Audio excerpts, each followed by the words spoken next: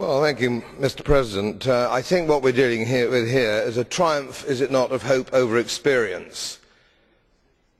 You're talking about things which aren't the problem. The problem that we have is a flawed banking system, a fractional reserve banking system, where bankers can lend money that they don't have. And if you go back in time to the United States in the 1850s, that was a capital offence. You could hang for that.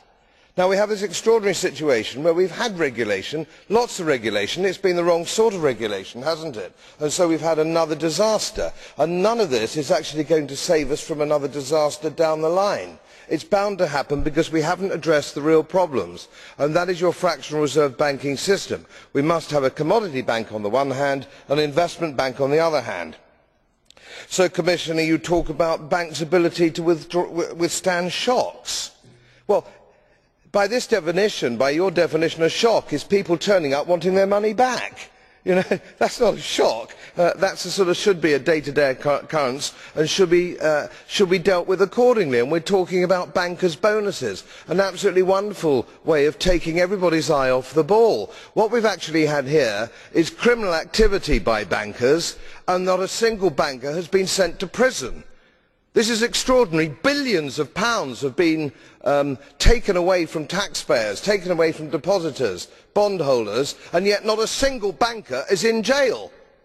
This is a disgrace. This is a disgrace. We really have to use the law of the land, not so much regulation, and printing money. And central banks are equally culpable, make no mistake. I'd like to see some central bankers in prison. And I call quantitative easing counterfeiting. Printing money is counterfeit. It's illegal. If a private citizen did it, they would go to jail. So let's look into our own hearts. The very unpleasant arrangements that politicians, bureaucrats and central bankers have between themselves at the expense of the taxpayer. Let's end it, and let's end it now. Vielen Dank, Herr Kollege Bloom.